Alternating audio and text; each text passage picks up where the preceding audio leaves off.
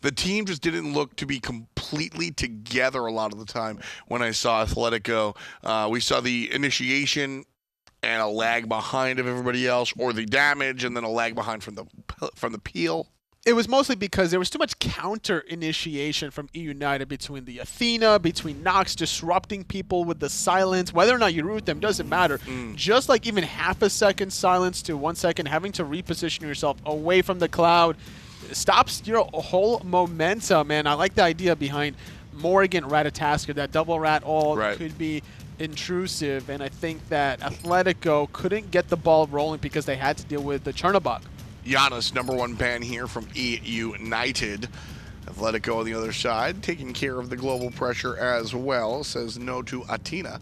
And eUnited, even though Ryan said they could handle the Zhang gonna ban it out. I think that they'd rather deal with it in the second pick when they have a counter matchup that Benji can get the last pick and or potentially even Screammmmm. And if they have to deal with a Zhang without their own Naja, that could be troublesome. Yeah, we mentioned how important that Naja was to dealing with the Zhang, not only because of the protection shred from the ring bounce, but also because of the ability to flicker the ghost guy out when he's ulting. Just take him out for 3 seconds, and that's it. Oh well, sorry, you don't have a Zhang. And Zhang is a very all-in character, really suffers from that. No Terra, but a Thoth guy for eUnited. Venenu loves this character, and I'm looking specifically at the North Americans in this tournament between both Baskin and Venenu. These two historically are one of the best Thoth players in their set. I believe earlier in the split, it was a battle between these two characters in week #1, I believe it was. And whoever had the Thoth, I believe, won that set. And eUnited very scary with the Thoth. And surprisingly, in game #1, they banned it away from Athletico. They even worry against playing it. It's a little bit tough. Thoth gonna have it this time around. Athletico coach Cutie Pie there on screen. Staying away from the Chernobog and going for the Artemis. It looks like he's telling his team trying to figure out which hunter they want to take. Clearly they want to prioritize a hunter. I think I prefer the Artemis over the Chernobog, but casters were saying maybe take the Chernobog away. In terms of the laning phase, Artemis should be able to out-pressure the Chernobog simply because of the passive, still being able to critical strike. If you add a Sylvanas to the mix, then you have a lot of lane pressure, but it will be stripping away the comfort picks from PandaCat. He had too much of a remarkable game. You want to shut down momentum, put him on cold a little bit. That's the way you do it. Sure, make PandaCat play Artemis. Yeah. Instead of something that he went like 11 something and something with, yeah. I'm going to make you say it out loud. You're comfortable with PandaCat playing Artemis? No, I'm not. He'll blink on you, and then he'll do other things where he didn't have to do on the Chernobog. But the global pressure, now it allows Athletico at least to be able to be aggressive in the solo lane, not have to worry about the Living Nightmare because they have their own Living Nightmare to assist and make it another 3-man gank in their side this time. Nox going to be played one more time by eUnited, paired up with the Ratatoskr this time for eUnited. Whether that's Screammmmm or Benji's, we have yet to discover. Athletico, one more pick before we get into the second round of bans. Chulainn taken away from Benji, always a strong pick, and a strong pick in his own right. So we'll see where Athletico goes. PandaCat's yelling at somebody. PandaCat wants the Thoth, I think. PandaCat's yelling at Venenu saying he wants the Thoth. I don't think that's going to be the case. If anything, he's going to want the Nox, potentially. Yeah? I think so. Wait, what is he clapping? Oh, because he got his Thoth. I think they're going to give him Thoth. Nah, they're going to troll him. They're not going to give him Thoth. They're going to, like, PandaCat is going to initiate the trade and then just decline at the last second, probably.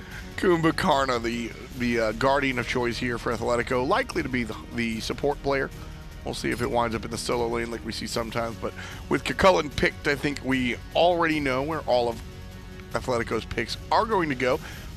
And with Ratatoskr and Nox being eUnited secondary selections, that means that Artemis can find her way in the ban phase. I think that's a great look for Athletico.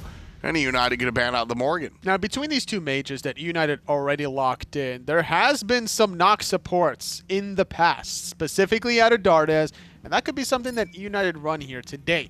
Knowing PBM likes to have fun with it. You can call it trolling. You can call it whatever you want. Very out of PBM's element, though, and PBM plays weird supports. It's not this mage variant. It's usually the assassins, usually the warriors. So, even if they're trying to have some fun, seems a little bit different.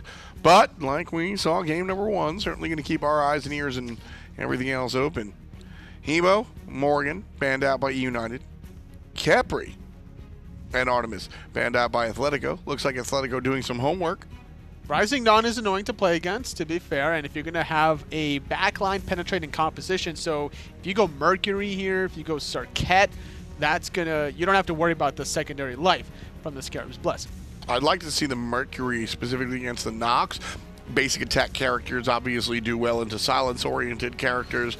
Camazotz going to be thought about and selected here by Athletico. This will stop some of the dives that eUnited was attempting earlier on in game number 1. He's able to take to the sky. And remember when we were deciding which mage? There's a third one. Vulcan Hunter. That's it. It's Vulcan ADC. Ah, that's what you wanted. Okay. Yep. I could see this being a thing. The old Snoopy. Snoopy and Ionic bringing it to the limelight. But I think it was in conjunction with the Sylvanas that really made the Vulcan work. Really? Why is that? Because of the ability to keep targets in place. The Wrath of Terror knockup was lasting long enough to set up that Vulcan ultimate. Gotta look out for the kill lane. eUnited here. Thinking about Bellona. Now, if it's Bellona locked in, there still needs to be a question of, okay, who's going support? Who's going solo lane? Because that Bellona doesn't have to go for Benji. I'm telling you right now. PandaCat is happy. I'm telling you right now, the support is going to be what you least expect it to be. It's got to be Nox. Nope. Is it Rat? It's the Rat, isn't it? So that means, okay, Thoth, jungle, Rat, support, Nox middle, Vulcan ADC, and then Bellona solo. Right now, they're trying to decide if they want to get fined. If they pick the Bellona, I think it's a normal composition, or at least a defensible composition. If they give Benji something silly, well, they just might win with it. It's going to be the Serqet. Okay. So a little bit more of the open-ended composition for eUnited. Serqet support's been played. Nox support's been played. Rat's got his own merits. Thoth can play a couple of different positions. We've seen the Vulcan Hunter. Athletico look like they don't know what the hell to do about this draft. They still need their mid-mage. They need something super safe that can peel for itself, that can be able to get in and out of the action. So you're not looking for your Ra's, your Zeus's, anything stationary has got to go out the window. You need to be able to survive a lot against the Serqet. And Nua's one way to do it. Yeah. You have the Clay Golem explosion to be able to peel for yourself. You can go into the sky, buy yourself about 3 to 5 seconds. That could be one way to turn an offensive eUnited into Athletico's side. It's certainly true. Athletico right here has a interesting composition. I'd say this is a mid to late game comp. I'm looking at the Nua, I'm looking at the Camazotz, and these characters excel in that mid to late game. Certainly not early. Definitely not early. And then with eUnited, looking at Thoth, looking at Ratatoskr, this mess of this looks like an assault draft. Yeah, actually, it really does look like an assault game. Like one side got screwed on the RNG and the other one got like a more stable one. But I think eUnited have a great early composition actually and a really great late game. Their mid game could be good depending on how well that they do in the early. Right, if they're able to sort of get that leg up in the early game, then they'll excel in the mid game. But if not, if Athletico are able to keep eUnited at bay during the early stages of the game, come mid game, they're really going to have to look to strike. I want to see Athletico kind of keep the enemy at bay, not give up too much, and then once 12, 13, 14 minutes come around, look to make big plays because that's where this eUnited team kind of divots. Well, between this double mage, triple assassin comp, eUnited are going to be probably building this Rat Serqet extremely tanky to get away with this glass cannon mage style, and I think that they're going to be overextending at times the same way they were in game number 1. Like, they were going ham around these Phoenixes and Titans. It didn't really stop eUnited despite dying so many times, but there needs to be those adaptations from Athletico. Let us know who you think is going to go ahead and take this one in that mixer poll, whether it's Athletico or eUnited. And I won't sit here any longer. Without further ado, game number 2, eUnited Athletico with Aggro and Hindu. Thank you so much, F. Dot and Anatoly. Into game 2 we go then. eUnited up 1-0. Athletico. Honestly, Oscha has probably one of the best chances of winning a game here against a North American European team because eUnited are, in a term, having fun with this one a little bit more so and, well, messing up around with the picks and the unconventional, but to be fair, Season 5, and I'm going to look for the to be fair moment, and the to be fair moment really is that technically in Smite, there's no one really set to a role these days, but definitely strengths and weaknesses to put in some things in certain roles. And this is before the masks start happening, where you can really make stuff weird. Just wait till supports get experience too. I'm good without that, thank you. But look, you're right. There's certainly, they are, as you put it, having some fun, but these are definitely things that they can win the game with anyways. And I'm okay with this if I'm Athletico. Honestly, if I played for Athletico today, I was the coach, I'm like, listen, let them do this jank stuff. That's not a problem for us because if anything,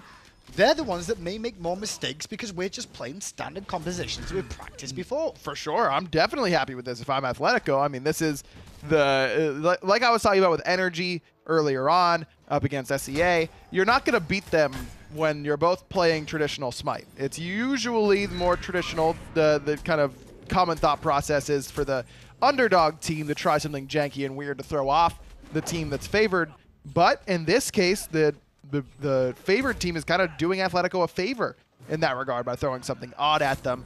And maybe they, how often has eUnited practiced this composition? Venenu under pressure by Tekzy and Addons following up. But round the corner, Mike and Scream have arrived. Mike going to dash in, look for the Acorn stun, but as you'd expect from an assassin support, the CC isn't as guaranteed as it once was. No, certainly no Ymir Freeze or Athena Taunt or anything like that coming out of Ratatoskr. But I do think Rat support can be a thing for what it's worth. I think that any god with a knock-up, a stun, and a prot shred and a slow in the kit has potential in that regard.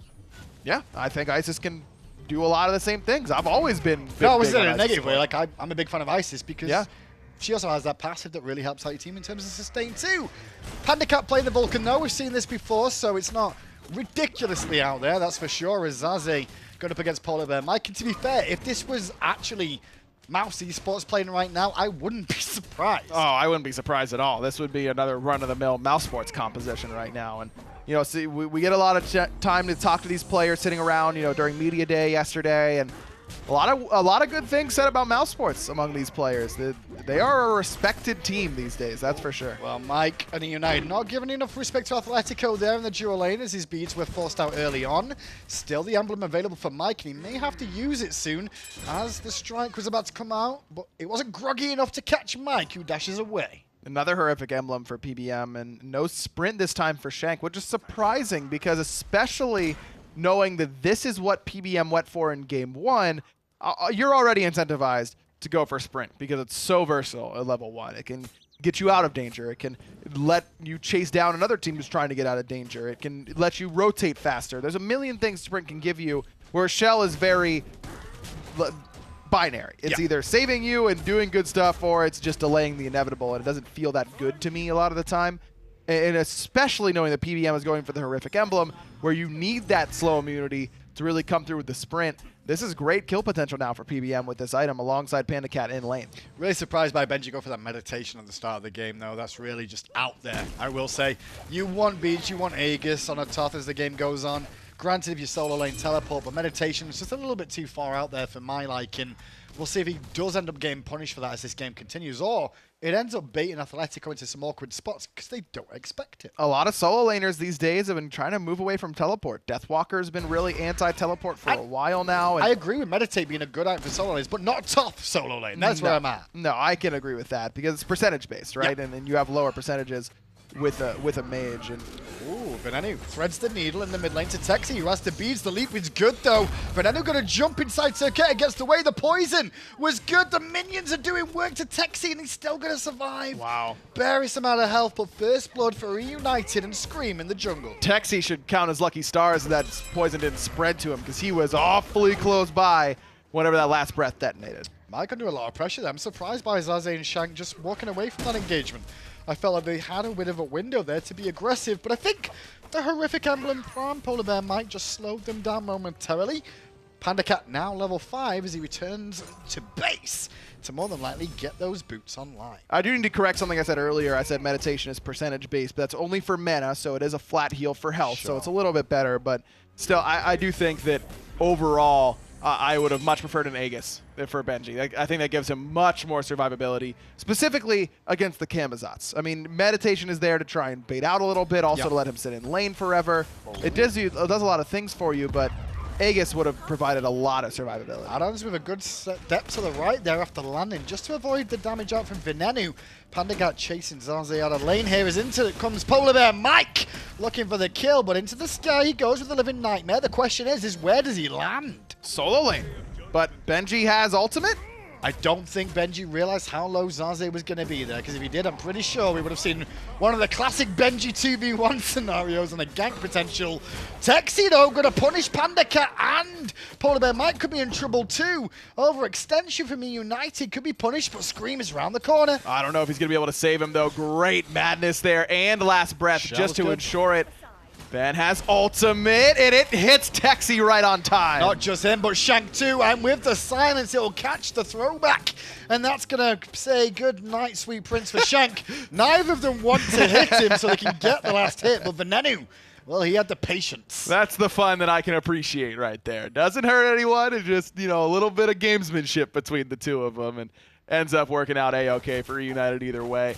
Good, and that's just, if you are, you know, watching and you want to learn how to get better at Smite, it's the little things. It's PBM, instead of running down the lane, runs to his teammate. That is the one thing, man, even in high-level ranked games, that just drives me insane, is when you run away from your teammates. We're all guilty of it from time to time, myself included, but still. Well, it's having trust in your teammates to do that too, isn't it? It's not just run to your teammate and you'll be okay, because sometimes your teammates may not have even noticed you were in trouble. Or cared.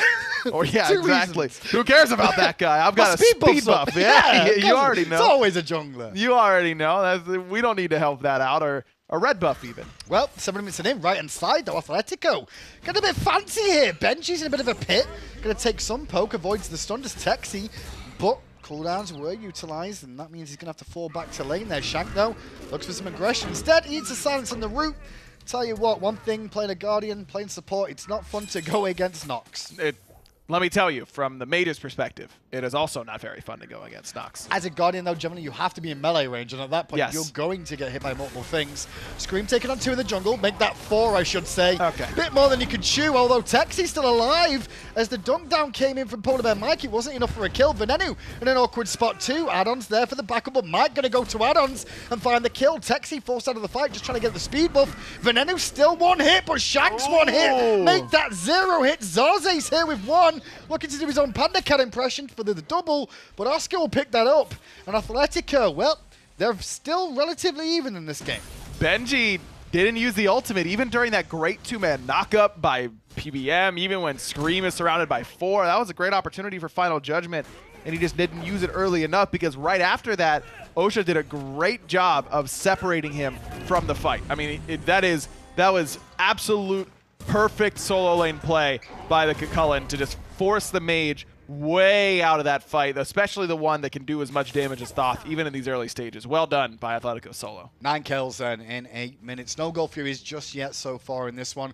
Most of the kills for eUnited this time round are towards Venenu, whereas the spread of wealth from Athletico a little bit more so. If anything, Oscha showing his worth a little bit more. I think he looked pretty solid on the Jonqui, to be fair. Yeah. He didn't have any issues with the Thanatos in the laning phase whatsoever. If anything, from what I've seen from Australia's point of view, I feel their solo laners are the ones that stand out more so from Oceanic. Yeah, they've been doing pretty well. I mean, that's across all seasons, when I think about it. Yeah, it's true. I mean, even going back to the LG Direwolves days, their solo was pretty good back then, too. Chuckles has been around for a long time in that region as a solo laner, so it's a position of strength, I suppose, for Oceania.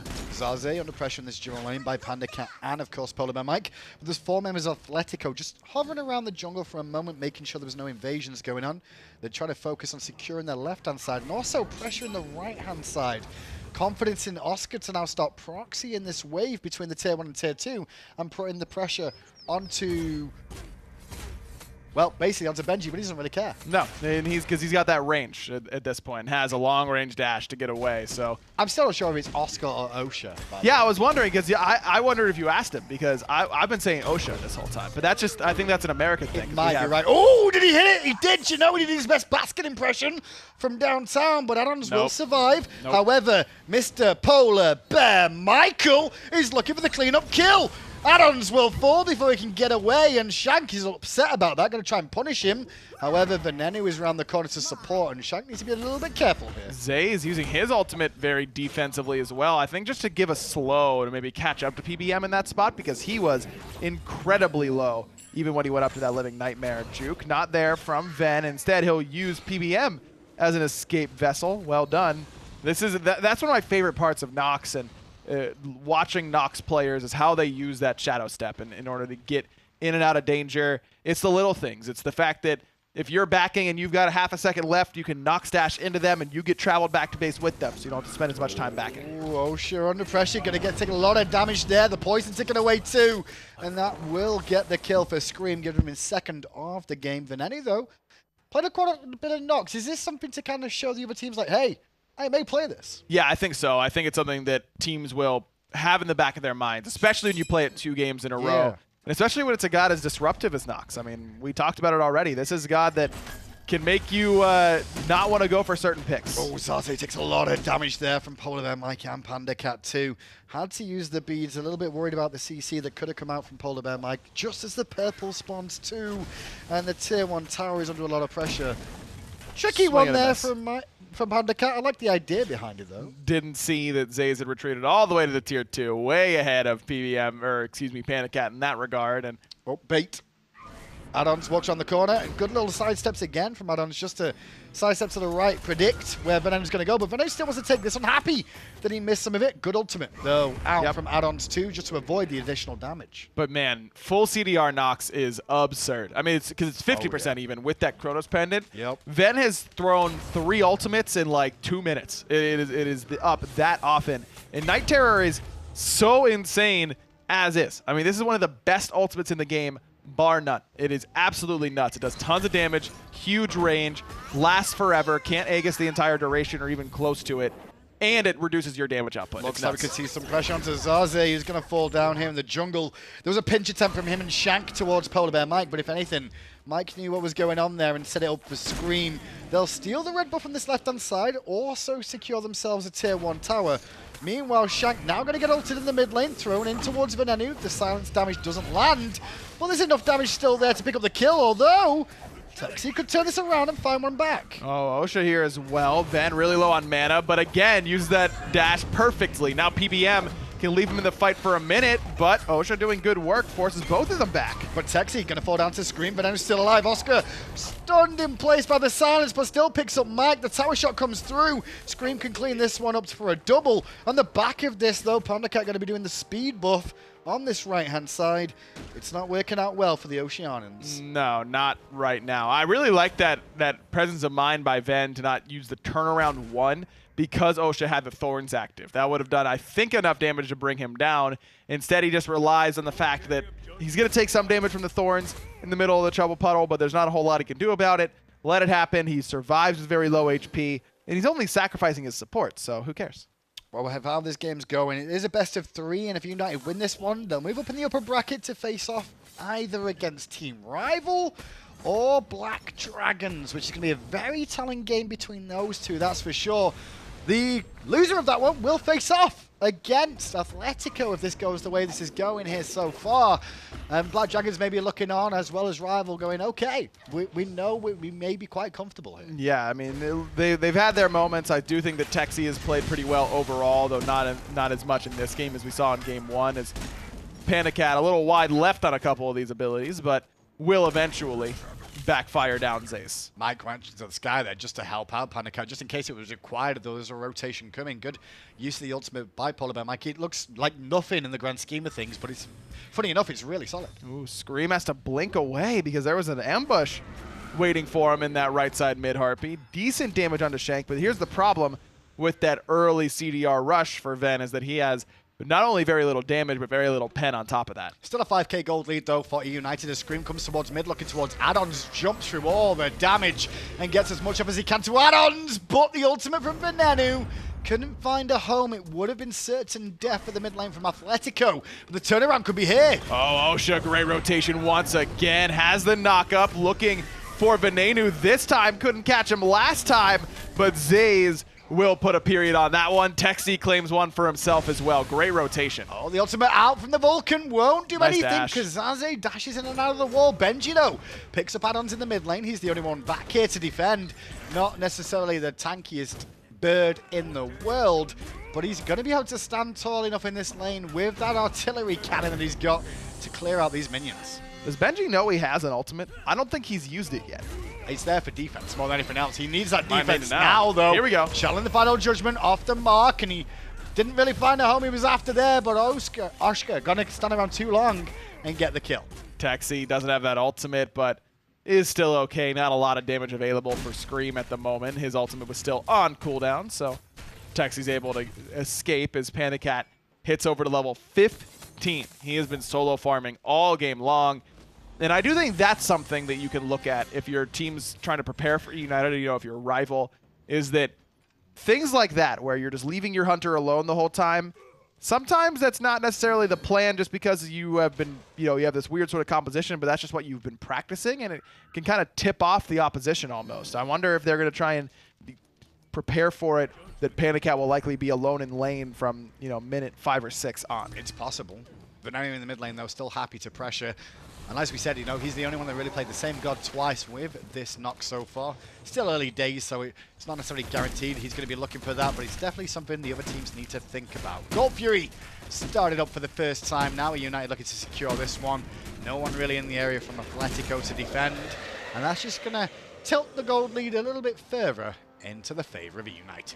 13,000 experience is much scarier than even 8,000 gold at 16 minutes. They're getting 500 gold a minute over their opposition. Zaze with a very well-timed ultimate there to get away. He heard Mike just in time, and he'll jump, where is the question? Towards the mid lane. All 5 members of Athletico actually in this mid lane, and I love the call to start pressuring the tower. This is eUnited having fun, and Athletico not allowing them to just keep this going. Oh, Ven has to use Go the on, boys! beads. Great shot from Tekzy as he will receive that last breath from Screammmmm, but he's still plenty healthy. Into the sky with the ultimate goes Benji. Benji still getting whacked away, but he's got a little bit of defense in this build too. Screammmmm picks up Tekzy. Tier 2 tower falls on the left-hand side. Oscha takes down Benji in the mid lane, though. The tier 2 will fall. Can they get back to defend? And the answer is yes. Comba's already here.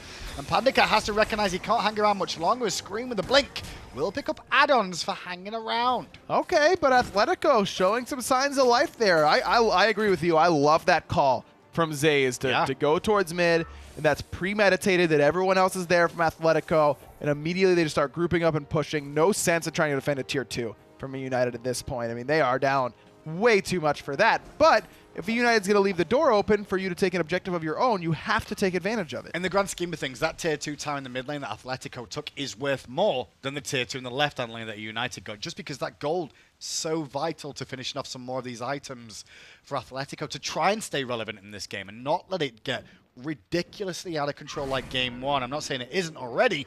It's just getting to that border of. Right, and you're right, because eUnited's more likely to be buying more expensive items at this point, so a short change of gold in the form of 300 is more likely to finish off an item for the further behind Athletico. The experience that you get from that push, not only via the kills of the tower, but the minion waves are worth more because that you need less experience to hit the next level, so it's more important to you. I definitely think that came out favoring Athletico. Tekzy in a bit of trouble here as he gets pinched in the jungle, but avoids all the damage and abilities. Those juke boots, pretty solid on the Camazotz. Maybe I spoke too soon. Caster's Curse comes through at the worst possible moment. The ult is good, and Addons will get hit by that, but the Aegis will save his life. That was an Aegis that saved him a couple thousand almost worth of damage in that spot. PandaCat able to juke backwards with that backfire, but Oscha going to be able to knock him down, and the chase is back on from Athletico. Well, it's a 4v4 right this second, or should it be a 3v4? Because on the right side, PolarBearMike is currently split pushing. His ultimate is on cooldown too, but it looks like Athletico want to fall back, or Oscha doesn't, but he's may fall back after taking this poke. Mike's going to wrap around the back now too to find a half-health Oscha. Transformation is solid, though. PBM dead stuns away the Kumbhakarna. His final judgment that time landed for Benji, and then the hieroglyphic assault right afterwards. Well done, showing that he can play the mages too. Scream wants to clean up the kills though at the backline. Shank is recalling him. I don't think he's aware of it. They may actually just let him back and go for the other kills. That's what I thought might be the call there. There's one. Have another for yourself, son. No, maybe not. Scream just have to mark with that. And in the end, Zaze will escape for a moment until Benji dashes through for the kill. That was a nuts shot from Scream. Did you see that flick there? He killed Oscha with that second shot of the Cobra's Kiss. And those two were about, I don't know, 80 degrees apart from one another. It's a big window on that kiss, though, to be able to... Oh, okay, Graham. Come on. I've seen you miss 10 Ymir freezes in a row, and then the Ymir 2, and then a Ymir ult. I'm not a professional pro player. Just saying, that was nice. I'm not a former world champion. He's not even a former world champion. He is the world champion right now. Defending. That's fair. You're never really a former world champion. You either are a world champion or you aren't. Good point. So they're world champs then? Yeah, they're champs. So are Jeff and Barra and Inster. We got a champ on the community team. We do. Who also likes to play Nox. He does like to play Nox. That is a very stealth style of God because you don't get to have fun. And he does. That's why I play Guardians. Just make people not have fun. Tekzy's not having fun in the mid lane right now. He's going to try and juke out with Scream, but Scream does have that Magi's cloak, which causes some more problems as the poison will spread. He didn't have his ultimate available to even escape that either. Pyromancer also dinged during that fight in the mid lane, or a little skirmish, I should say. But eUnited on the warpath now, looking for a tier 2 on the right-hand side. It's taken a little bit longer to get to this point. It has, but they've also been a little bit cleaner with it's just the picks feel a little bit stranger, I suppose. I do have a feeling, though, Athletico could take games off the other international teams. Yeah. And I know it's unusual for me to say that because normally when you look at them, you look at Oscha and you go, hey, these guys seem to be the bottom of the barrel to an extent. They've had struggles, but there's enough signs of life, I will say, in this team that gives me some hope that they will be a competitive team. I think the most encouraging thing to me is that the people who have had good performances in the face of difficult odds, yeah, in this set have been different from game to game. And some would say that, you know, after a good performance in the last game, Addons being 0-7 here and really struggling isn't encouraging. But I would say that it is that Oscha had a horrible game 1, good game 2. Tekzy, really good game 1, but slightly below average game 2, but still doing fine overall. And I think that means that Athletico doesn't have a singular win condition where it has to be mid-jungle that wins every time. I said that at the start, though, I do feel this team as a whole, as you see the speed buff stolen away by PandaCat, I do feel this team as a whole is a team. It plays and loses and wins as a team. So that's a good thing to see, that you don't have a superstar in one role that you're trying to play through the whole time. Exactly, and it certainly could be successful for them, but if they are up against another international team, that would mean that it would be Black Dragons who fall to them in the next match, and Black Dragons has a wealth of international experience. I'm pretty sure Black Dragons have beaten up on an Oceania team in their time once or twice. Yeah, but maybe this is the time where it turns around. Kliz is going to be ready. Yep. That's what's going to have to happen. Him and Nan will play a little bit later today. After this set concludes, Tekzy is trying to survive. The poison did connect there, and the poison is still ticking away on Tekzy as he gets back to the fountain. Yep. But it was just enough. That final tick will bring him down. Ultimate out from PandaCat there. Won't be enough to get the kill on Shank. Into the sky goes Mike, looking to reinitiate now that Benji and Scream have arrived. Addons already down to about half HP, and that's where PBM's going. Ven able to hit that long-range shot out of that Night Terror. Shank taking a little nap as PBM will put him to bed. Zaze will get back to his fountain. Oscha may not have the look. Instead, it's Benji that's getting punished for his over-aggression. Well, as again, he's pretty healthy and tanky in this spot with that fire giant around his waist. Are eUnited going to close this out a little bit quicker than game 1? Only one Titan pool? Are you serious? They're going to try and end it right here, deciding that they had a bit too much fun in game 1, but still have their own fun. They get their cake and eat it too here in game 1. They're looking to at least, but it's taking them a little bit longer than planned. One by one, Athletico do fall. The health bars of eUnited getting a little bit lower as PandaCat trying to farm up that player damage as much as possible. A couple of fire minions still not here yet. We're still waiting for fire minions to pour in because this was after the Phoenix were taken. They're going to reset this Titan, I'm pretty sure. There's so few minions Notice how I didn't call this one, by the way. Yeah, I'm just like, yeah. Yeah, you're right. I think one mistake, man. One mistake. Scream goes in. He's made a couple of mistakes, but not enough to cost him enough lives so far. That silence just, well, that just ruined Poor old Camazotz there. Addons now has to Aegis away from Benji and kite through the stealth, but he can't kite through the nuts that PolarBearMike throws his way. They don't have a choice this time, Graham. They finish it off here. Game 2 goes easily to eUnited as well. This team had their fun in this set, but overall, I think that this is still a team, if not the team, to watch out for at this LAN. They looked so good during the online portion of the summer split. They look like they're back to form. Talking to them before this game, Cardiac says that this is as confident as he's felt since Worlds. He feels Worlds level confident coming into this LAN.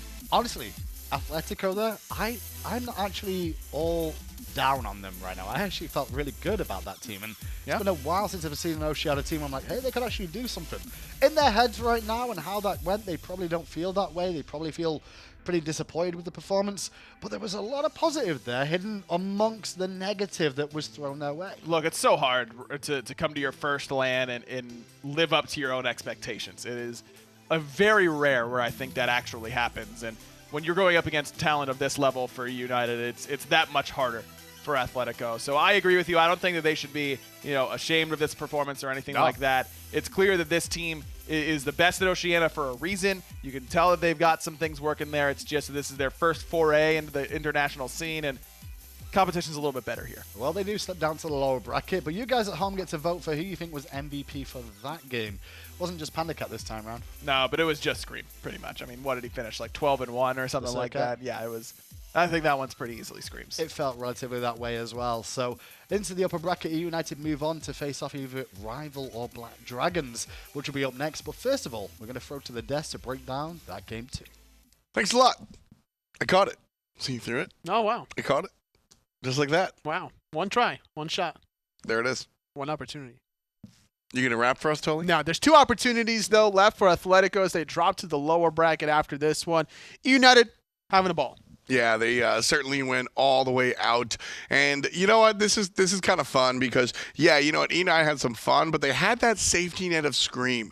They tossed everybody across the world. Venenu played the Nox in her traditional position, I suppose, but Scream really was what happened. I think eUnited picked 4 characters and then went, all right, Scream, you're our safety net. Just pick what you're good at, carry us, and we'll let Benji play Thoth in the solo lane. I mean, he still did well, going 4-1-13, the top of the player damage charts, actually. No, barely. Scream toppled him over with like 200 damage at the end of the day, but just showing off his mechanics. He's not just like that brute that's penetrating in the back line. He's still fairly accurate. He's still making the plays happen, but the safety net of Scream certainly helped eUnited. MVP, Scream. Absolutely no surprise to me. The guy with 5 M's came through and just made a whole bunch of money for his team right here.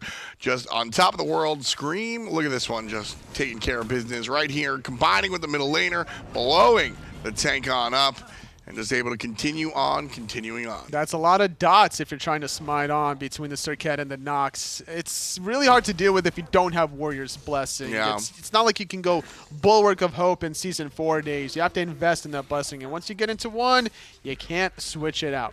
Yeah, it's been a little bit tough for Athletico to deal with what Scream was able to bring out, and obviously Benji. Everybody really had a good game. How about that Ratatoskr support, though, Tilly? I mean, it's PBM at the end of the day. I'm not really surprised that he's playing the Ratatoskr, because when he doesn't support, and when he's like playing ranked or anything like that, he's going to go in the jungle. That's like his next go-to outside of support. So Ratatoskr jungle, Ratatoskr support. At the end of the day, they needed a front line, so he built it like one. They did fine. I mean, we've seen the Ratatoskr in the solo lane once before, and many times before. I believe it was Divios that kind of started that one out, but either way, just strong stuff out of the Ratatoskr in the tank zone. So bringing it over to the support role, I guess, isn't that far of a stretch, in all honesty. And as we said, the Vulcan in the hunter position, the Vulcan in the carry position, that goes all the way back to Snoopaloop. And honestly, I admire the confidence from eUnited in this set, trying to kind of really go off the wall, not revealing their true strategy or identity for their next opponent, which is going to be Rival up against Black Dragons. Winner of that will go on to face eUnited. Yeah, the Black Dragons have been pretty confident. Every time they come in, they seem to improve and get just a little bit better. So going to be fun watching those guys and see where everything winds up in just a little bit. But to wrap this one up, Athletico, eUnited. I think eUnited certainly made a statement saying that they're ready to play and they don't really care who they're going to be playing against. They're looking for the victory. And the victory came for eUnited. They're trying to really come back from that spring split, which was good in terms of qualifying to it. I think they finished first seed again in spring split, but they just couldn't seal the deal. They stumbled against rival.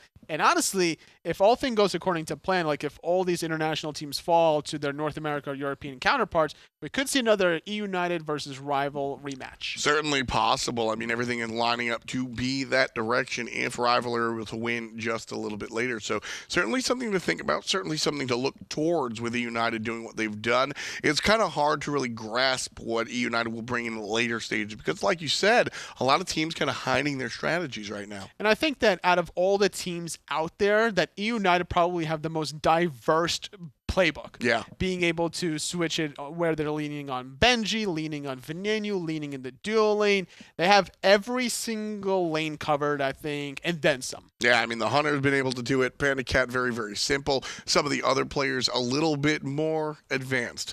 Coming up next is going to be Rival versus Black Dragons. But first, let's talk to PandaCat and eUnited. All right, joined now by eUnited. Guys, walk me through that Game 2 draft. How did we get there? Well, I think, like, all BM aside, like, we just wanted to play gods that we felt, like, confident on. Like, obviously, they're not the best competitive gods that we played, but we were just confident as a team that we would beat them with whatever picks we picked. Not, like, saying they're a bad team, and, like, they played very well, and we just wanted to play, like, what was fun for us. So that was that. Obviously, there's a gap between Europe, North America, and the rest of the world, and day ones are kind of like this, but now we're looking to the rest of the tournament, and you guys have got some big opposition ahead of yourselves. How are you guys feeling about this tournament so far? What are your expectations as a team? We ended up scrimming a European team yesterday. I'm not going to disclose who. Oh, it's only 1 or 2. Well, I mean, 50-50 chance you could guess.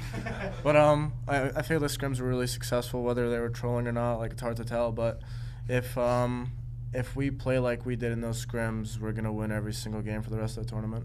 That's pretty much that. Scream, do you think you get enough credit for being the most consistent jungler in NA for quite some time now? Well, I really wasn't that consistent in Season 3 and 4, but I think during Season 5, I've just kind of been, like, pretty consistent, I feel. But, I mean, I don't need credit to, like, win. And it's like the rest of my team kind of gets a lot of the credit because, you know, like, oh, we have PolarBearMike, PandaCat. Because we're better than him. And then we have Benji in the solo lane, you know. But, like, I don't know. I just think that, you know, it's a team game, and I don't really care to get all the credit. So final question then before we let you go. Who do you think is your biggest opposition here at this LAN this week? Biggest opposition? Probably rival. Probably rival. Because we beat them at Worlds, but then they beat us last LAN, and it's really hard to play against a team like them because they're very coordinated. So probably rival. All right. Thanks very much for your time, and good luck the rest of the week. Thank you.